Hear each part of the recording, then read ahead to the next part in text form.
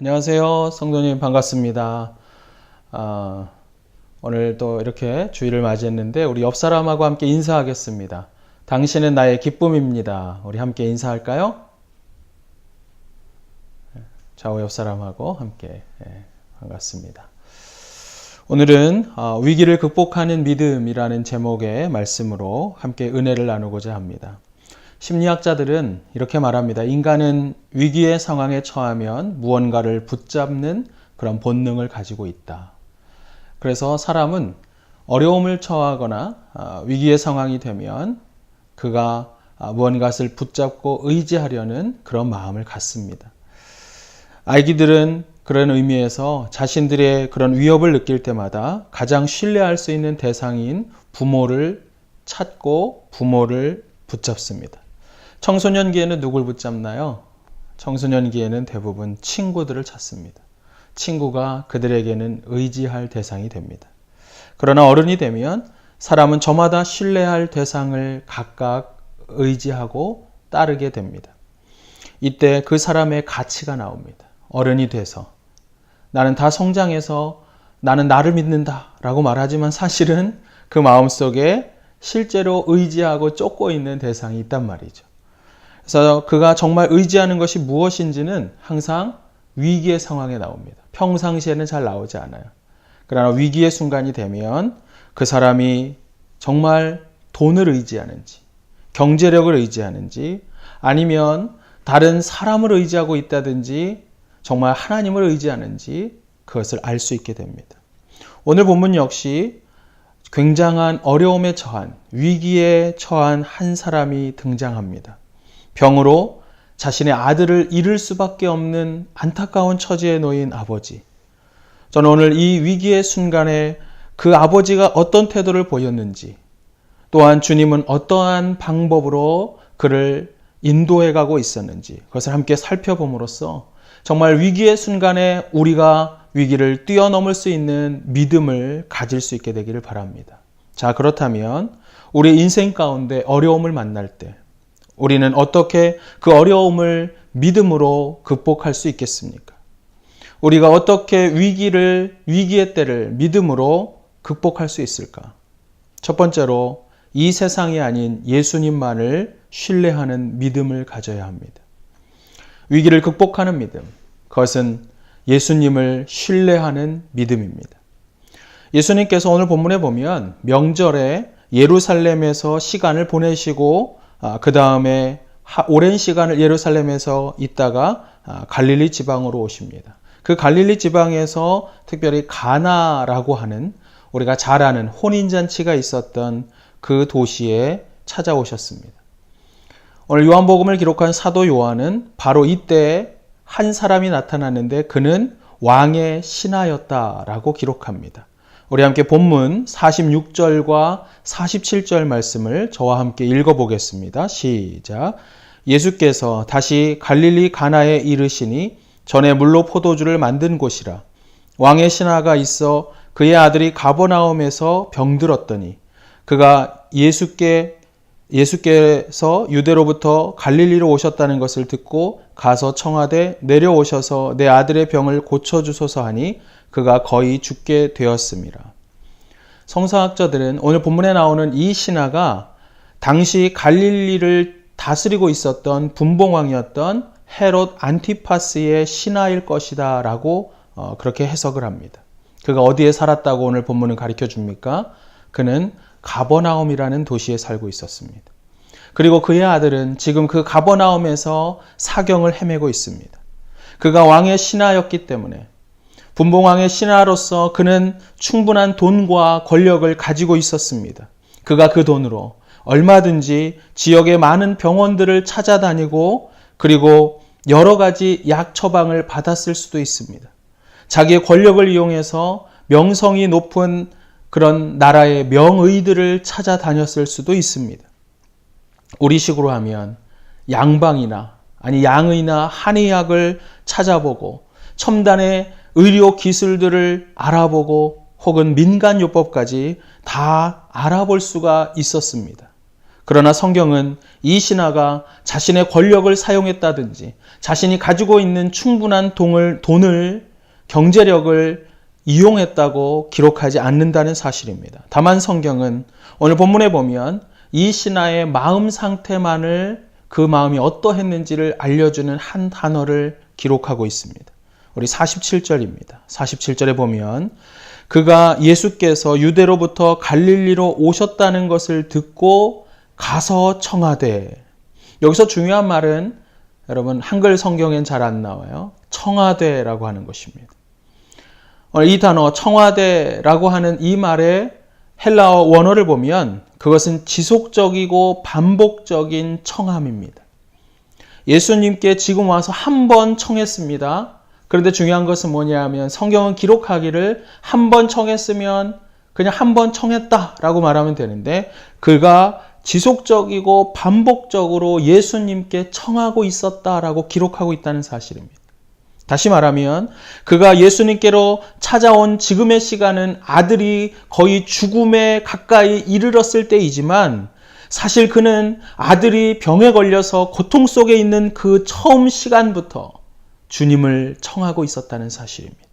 점점 병이 깊어지고 그리고 이제는 죽음의 순간이 다가오고 있었지만 그는 다른 누구도 아닌 예수님만을 이 아들의 치료의 답이라고 믿고 있었고 그래서 그분을 마음으로 청하고 있었다는 사실입니다. 명절을 맞이해서 예수님은 멀리 예루살렘에 떠나가 있었습니다. 그분은 그곳에서 많은 시간을 보내고 있었습니다. 그래서 그는 한달음에라도 달려가고 싶었지만 병든 아들을 끌고 갈 수가 없었어요. 그러나 마음을 다해 주님을 기다리고 그분 앞에 정말 기도하고 있었을 것입니다. 그리고 그가 예수님께서 예루살렘을 떠나서 오시다가 유대 지방에 이틀간을 머물렀다는 소식을 들었을 때에도 그는 여전히 예수님의 상황을 보고받고 있었을 거예요. 그러나 아들은 점점 더 병색이 짙어져 갑니다. 도저히 나을 기미가 보이지 않고 그리고 절망 가운데 있는 이 순간 그에게 한 소식이 들려왔습니다. 예수님께서 드디어 갈릴리 지방의 가나라고 하는 도시에 와 있다는 것입니다. 수소문한 결과 예수님 계신 그 가나는 여러분 가버나움으로부터 40km 정도가 떨어진 곳입니다.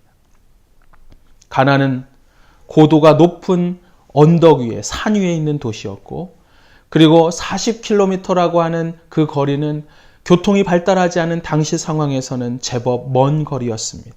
그러나 그는 혼신을 다해서 그곳을 찾아갔습니다. 그렇다면 사랑하는 여러분, 그는 왜 그토록 예수님을 기다렸을까요? 그가 그토록 주님을 찾아야만 했었던 이유는 무엇인가요? 그것은 그의 마음속에 그가 그저 헤롯 안티파스를 모시고 있는 왕의 신하였지만 그에게는 그리스도에 대한 믿음이 있었다는 사실입니다. 왕의 신하였기 때문에 무엇이든 그는 활용할 수도 있었고 무엇이든 그것을 가지고 여러 가지를 할 수도 있었지만 아니야! 이 모든 것의 해답은 오직 예수 그리스도야. 이 세상의 모든 것이 답이라고 이야기하고 있는 이 상황 속에서도 그는 아니야! 주님만이, 예수님만이 내 인생의 해답이 되셔. 라고 하는 이 믿음을 가지고 있었다는 사실입니다. 그래서 마침내 주님을 향해 그는 달려갑니다. 사랑하는 여러분, 오직 예수 그리스도만이 우리 인생의 해답이 되십니다.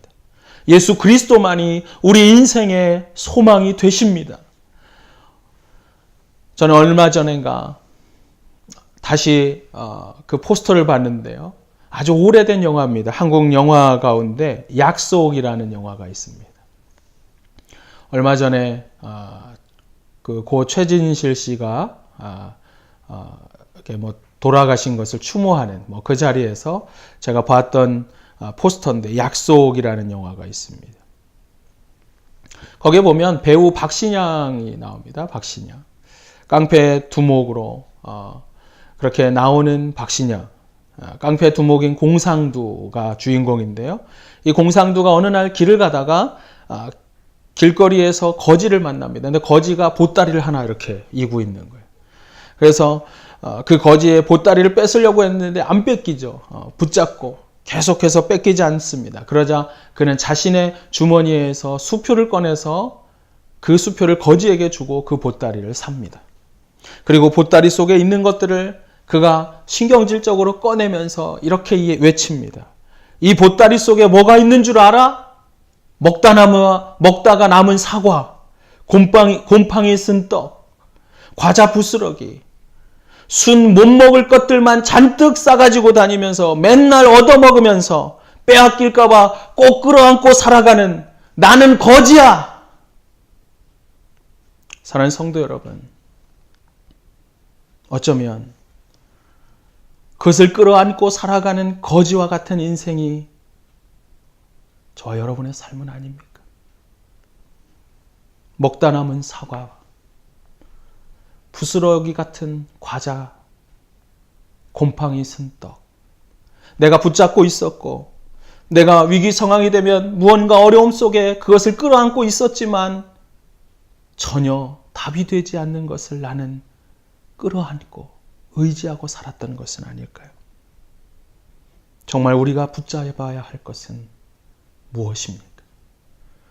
인생길의 유일한 소망, 변함없이 우리를 인도하시는 신실하신 분, 나 자신도 나를 신뢰할 수 없잖아요. 인생을 살다 보면 그렇게 믿고 의지했지만 믿을 수 없는 일이 얼마나 많은가요?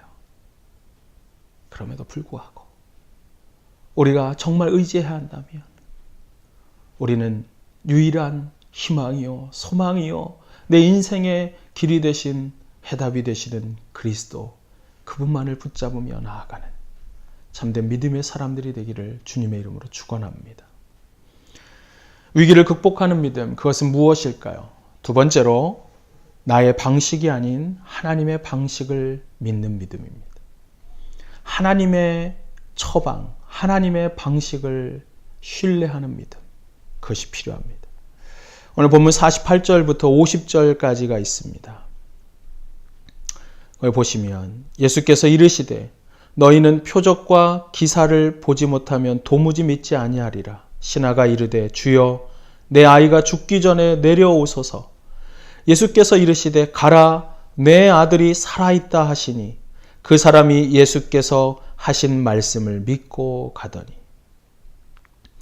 여러분, 예수님 당시 사람들 사이에는 누구나가 다 그렇게 이해하고 있는 그런 사회적인 통념이 있습니다. 당연하게 이해되고 있는 통념. 그것은 뭐냐면 기적을 일으키는 주체가 기적의 대상과 함께 한 공간에 있을 때에만이 표적과 기사가 일어난다 하는 것입니다. 다시 말하면 오늘 본문에서 기적을 일으키는 주체는 누굽니까? 예수님이십니다.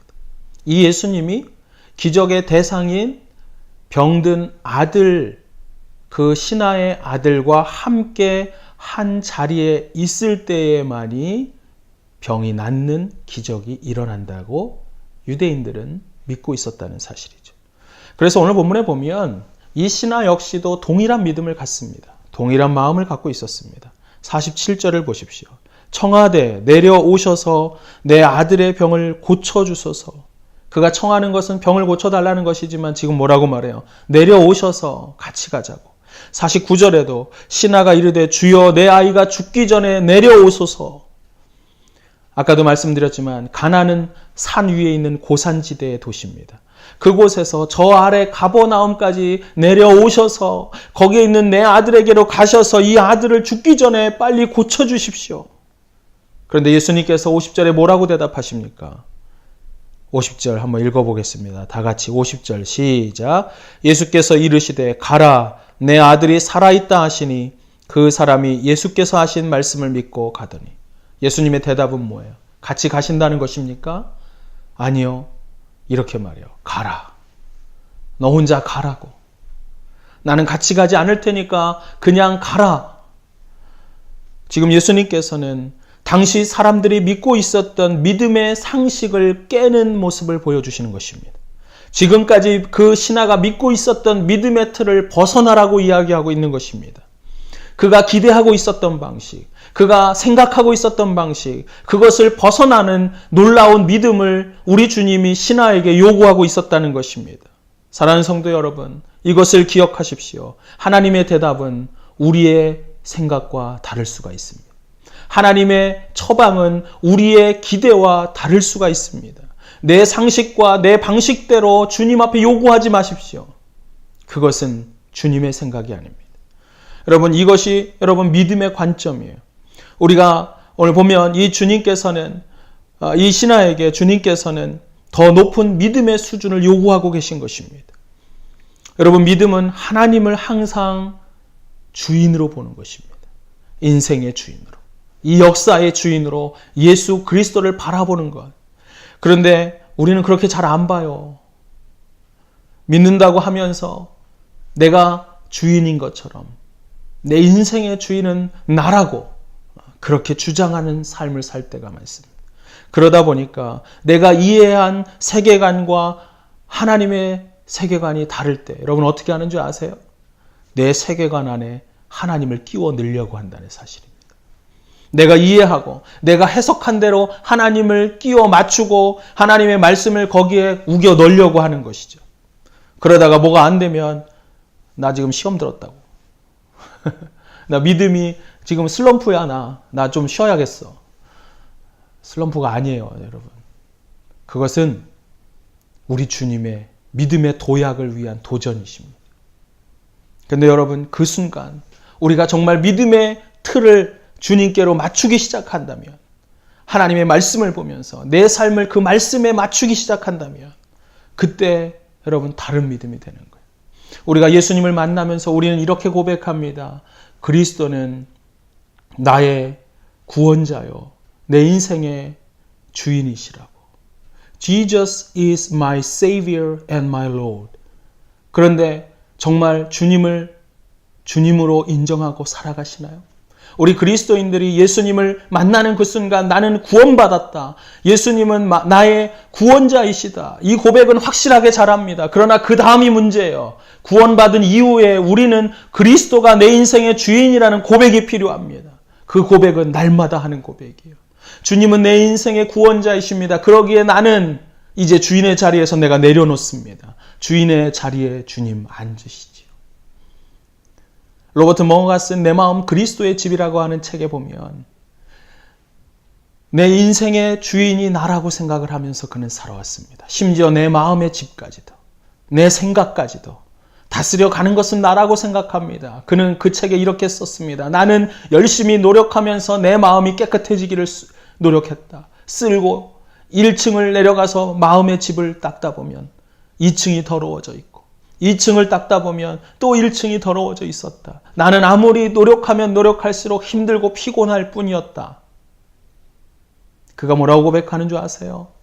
그러나 내가 이 집의 주인이라는 것을 포기하고 예수 그리스도를 모셔드리는 그 순간 내 마음은 참된 평안이 가득했다. 여러분 정말 예수님을 내 인생의 주인으로 믿고 계신가요? 그렇다면 여러분의 마음의 집에 가장 중요한 키를 주님 앞에 내어놓으십시오. 여러분의 마음의 집에 정말 모셔야 할 그분의 자리를 내어드리십시오. 언젠가 제가 젊은이 사역을 할 때 김동호 목사님 만났습니다. 김동호 목사님이 집회 가운데 그런 말씀하는 걸 듣고 제가 참 옳은 말씀이다. 그분의 크리스찬 베이직이라고 하는 책에도 그런 말이 나와요. 나는 운전을 잘하는 무사고 경력자입니다. 그가 이렇게 말하세요. 그분이. 나는 그런데 내가 어느 날 비행기를 타고 가는데 내가 그동안 한 번도 사고 안 낸 무사고 그린 면허증을 갖고 있다고 기장의 문을 두드리면서 나 운전 잘하거든. 잠깐 나랑 좀 자리 좀 바꾸자고. 그러면서 내가 거기에 비행기를 핸들을 잡으려고 한다면 그걸 내주겠느냐고. 여러분 미친 짓이죠. 그때 그 목사님이 하셨던 말씀이 있어요. 인생의 창조주 되시는 분, 나를 만드신 그분, 그분이 내 인생의 진정한 주인이라면 그분에게 내 인생의 키를, 내 인생의 방향키를 넘겨드리라고. 핸들을 그분에게 맡기라고. 그리고 당신은 평안하게 인생의 여행을 떠나라. 여러분, 우리는 우리의 방식으로 주님을 재단하는 게 아니라 주님이 원하는, 주님이 드라이브 해가는 대로 나는 그저 따라가면 되는 것입니다. 그래서 그분을 주인이라고 고백하십시오. 우리가 지난 주간에 나누었던 믿음의 조상 아브라함을 한번 생각해 보십시오. 히브리서 기자는 믿음의 영웅들을 열거하면서 11장 8절부터 10절에 아브라함의 믿음을 이렇게 기록했습니다. 믿음으로 아브라함은 부르심을 받았을 때에 순종하여 장래의 유업으로 받을 땅에 나아갈새 갈 바를 알지 못하고 나아갔으며, 아브라함은 약속의 땅 가나안을 향해 나아가면서도 그는 여러분 그곳을 알지 못하고 갔어요. 근데 9절에 보면 히브리서 11장 9절에 보면 동일한 약속을 아들 이삭과 그리고 손자 야곱도 받았다고 기록을 합니다. 근데 9절 끝에 이렇게 썼어요. 그들이 장막에 거하였으니. 쉽게 얘기하면 텐트에 살다가 텐트에서 죽었다는 얘기예요. 그들에게 땅을 유업으로 받을 거라고 했지만 그들은 땅을 유업으로 받았어요? 안 받았어요? 안 받았어요. 그들은 다시 도망 다니고 쫓겨다녔어요. 아브라함의 인생의 끝나는 무렵 그는 땅이 주어지지 않았고 그저 장막 하나가 주어졌을 뿐입니다. 그렇다면 여러분, 하나님이 거짓말하신 것입니까? 하나님이 능력이 없어서 그렇게 못하신 것일까요? 아니에요. 히브리서 기자는 아브라함의 믿음을 11장 10절에 이렇게 기록합니다. 이는 그가 하나님이 계획하시고 지으실 터가 있는 성을 바라봤습니다. 인생의 주체가 내가 아니고 하나님이시라고, 그런 믿음으로 세상을 바라보니까 그가 세상에 주어질 이 땅의 유업을 받을 것이 아니라 하나님이 친히 지으시고 계획하신 하늘의 성, 천국이 있다는 믿음을 그가 갖고 있었다는 것입니다. 그래서 그에게는 천국의 믿음이 있었기 때문에 이 땅의 유업을 받는 것이 중요하지 않았어요. 아브라함은 그의 후손을 통해서 하나님께서 어떻게 하나님 나라를 만들어 가시고 이 땅에서 예수 그리스도를 통하여서 그를 아는 이들로 말미암아 충만케 되는 그것을 아브라함은 보지는 못했지만, 그러나 약속의 하나님을 바라보며 그것을 믿음으로 해석하고 나아갔다는 것입니다. 여러분, 믿음은 하나님의 관점에서 세상을 바라보는 것입니다. 내 세계관을 가지고 하나님을 끼워 넣지 말고 내 세계관 안에 하나님을 집어넣으려는 시도를 그만두고 이제는 하나님의 관점에 내 세계관, 내 인생관, 내 가치관을 바꿔야 합니다. 그것이 믿음의 삶이에요. 저는 이 시간 우리가 하나님 앞에 인생길을 걸어가며 기도할 때마다 이렇게 기도했으면 좋겠습니다. 주님, 주님의 방식으로 내게 응답하여 주옵소서. 주님, 이 낮은 나의 생각이 아니라 더 높으신 주님의 뜻을 이루어 주옵소서. 이 기도가 저와 여러분의 기도가 되기를 주님의 이름으로 축원합니다. 위기를 극복하는 믿음, 그것은 무엇입니까? 세 번째로, 보이는 세상이 아닌 보이지 않는 약속을 신뢰하는 믿음입니다. 보이지 않는 약속의 말씀을 따라 그 약속을 신뢰하는 믿음입니다. 오늘날 우리는 눈에 보이는 것을 진리로 받아들이는 세상 속에 살아가고 있습니다. 그런데 예수님 당시에도 여러분, 눈에 보이는 것만을 믿는 사람들이 있었습니다. 그 48절에 보면 너희는 표적과 기사를 보지 못하면 도무지 믿지 아니하리라. 여기서 표적과 기사, 기적이죠. 근데 이 기적이 일어나는 걸 눈으로 볼 때에만 그들은 그 대상을 신뢰하고 메시아로 인정했다는 사실입니다. 근데 오늘 본문의 신하는 그 사람들과 달랐습니다. 오늘 본문의 신하는 눈에 보이는 것은 없었지만, 어떤 징조가 나타나지도 않았지만 주님의 말씀이 들렸을 때 그 약속을 믿음으로 받아들였습니다. 우리 함께 본문 50절부터 53절, 우리 함께 4개 구절이죠. 50절부터 한번 읽어볼까요? 53절까지 시작. 예수께서 이르시되 가라, 내 아들이 살아있다 하시니 그 사람이 예수께서 하신 말씀을 믿고 가더니 내려가는 길에 그 종들이 오다가 만나서 아이가 살아있다 하거늘 그 낫기 시작한 때를 물은즉 어제 7시에 열기가 떨어졌나이다 하는지라. 그의 아버지가 예수께서 내 아들이 살아있다 말씀하신 그때인 줄 알고 자기와 그 온 집안이 다 믿으니라. 50절을 보세요.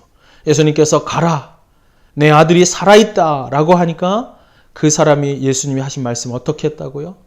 믿었어요. 믿으니까 어떻게 됩니까? 51절에 아이가 살아납니다. 이 부분을 사도 요한은 52절과 53절에 언제 살아났는지 그 때를 이렇게 표현합니다. 그 낫기 시작한 때를 물은즉 53절에 그의 아버지가 신하가 예수께서 내 아들이 살아있다 말씀하신 그때인 줄 알고. 여러분 놀랍지 않습니까? 내 아들이 살아있다라고 말하는 그 순간 이 아들이 나왔어요. 근데 말해서 난 게 아니에요. 여러분 말하는 그 순간 뭐라고요? 50절에 보면 그 사람이 하신 말씀을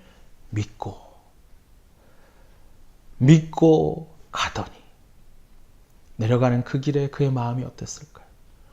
여러분 성경학자에 의하면 40km 떨어진 그 길을 그 예수님까지 만나고 다시 돌아가기에는 바로 내려갈 길이 아니라고 합니다.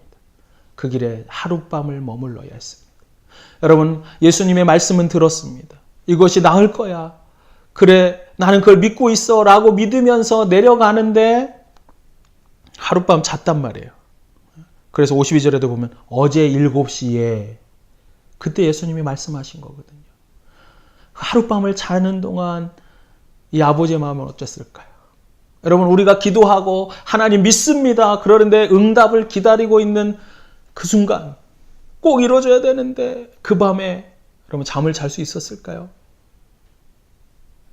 저는 이 신하는 다리 뻗고 잤을 거라고 생각합니다. 믿고 내려가더니 가다가 하룻밤을 자고도 또 내려가는 그 길에 신하를 만날 때까지 그는 여전히 하나님, 예수님을 믿은 것이죠.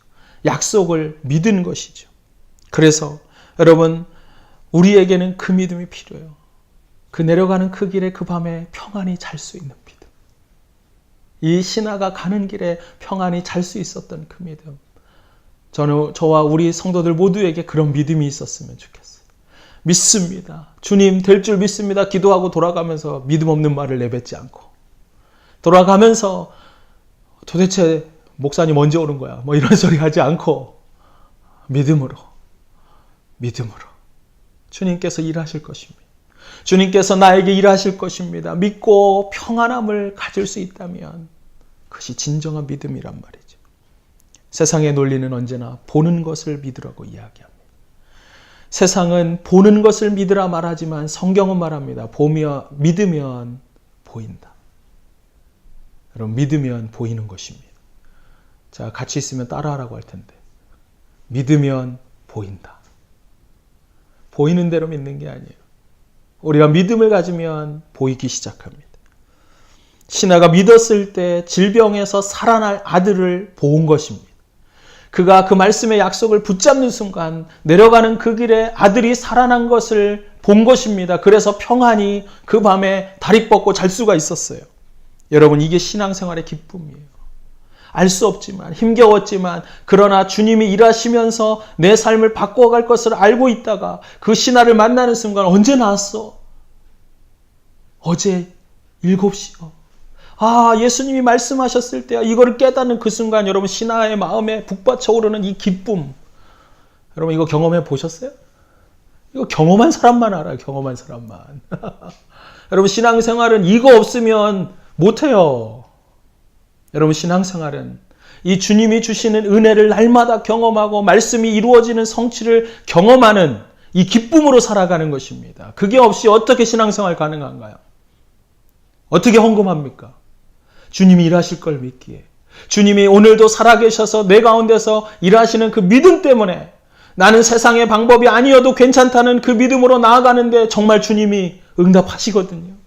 그래서 주님만 바라보는 거예요.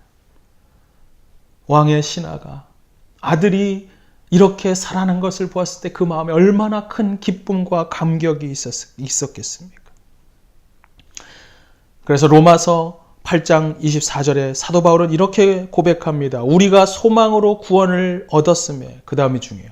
보이는 소망이 아니니 보는 것을 누가 바라리요? 우리는 보이는 것을 따르는 사람들이 아니에요. 그리스도인들은 보이지 않는 것을 보이지 않는 믿음으로 나아가는 것입니다. 그래서 우리가 지난번에 믿음의 조상이었던 아브라함에 대해서 함께 나눴지만, 여러분, 그가 가나안으로 가기 전에 갈대아 우르에 있었을 때 이제 이 집을 떠나야겠다고 75세가 돼서 같이 떠나려고 한다고 할 때 친척들이 물어봤을 겁니다. 아브라함, 왜 떠나? 그리고 어디를 향해 가는 거야? 거기 알아? 그때 아브라함이 이렇게 말했겠죠. 아니, 난 잘 몰라.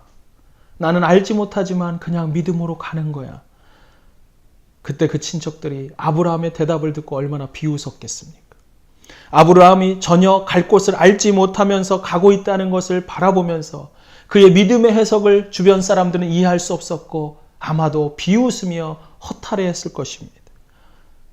그런데 아브라함은 그 길을 믿음으로 그저 갈 바를 알지 못하고 떠나갑니다. 그 순간 여러분, 그 길은 놀라운 일들이 일어난 것입니다. 그 순간 그는 믿음의 사람이 되는 것입니다. 여러분, 이 세상에는 두 갈래의 길이 있습니다. 눈에 선명해 보이지만 그래서 많은 사람이 걸어갔던 그 길. 그러나 보이지 않지만 보이지 않는 그 길을 따라 믿음으로 적은 수가 걸어갔던 길. 여러분은 어떤 길을 선택하기를 원하십니까? 믿음의 조상이었던 아브라함, 전혀 갈 바를 알지 못하고 갔기에 그는 알지 못하는 주님을 만납니다. 전혀 기대하지 않았고 바라볼 수 없는 그 길을 갔기에 지금까지 삶에서 만난 적 없었던, 바랄 수 없었던 하나님의 은혜를 그는 경험합니다. 저는 우리가 이 위대한 믿음을 가졌으면 좋겠어요. 전혀 기대하지 않았던 길, 전혀 생각하지 않았던 길, 그러나 믿음으로 내딛는 그 발걸음은 우리의 인생길에서 한 번도 만난 적 없는, 기대할 수 없었던 하나님의 은혜, 놀라운 하나님의 역사가 나타나는 그 길이 될 것입니다. 오늘 어려우신가요? 그래도 주님만을 의지하고 주님만이 해답이라는 그 믿음을 가지고 주님의 응답을 들었을 때는 바로 말씀의 약속을 신뢰하며 아무도 가지 않는 믿음의 걸음을 오늘도 당당하게 걸어나가 이 세상에 살아계신 하나님, 우리 주 예수 그리스도를 드러낼 수 있는 위대한 믿음의 사람들이 되기를 주님의 이름으로 축원합니다. 함께 기도하겠습니다. 그렇습니다, 주님. 오늘 우리에게 왕의 신하의 믿음을 주옵소서. 예수님만이 해답이 되십니다. 그리고 예수님의 방식이 진정한 답입니다. 주님, 그 말씀을 믿고 신뢰하며 나아갈 때 이 땅에서 승리하는 믿음의 사람들이 되게 하여 주옵소서. 우리 주 예수님 이름으로 기도합니다. 아멘.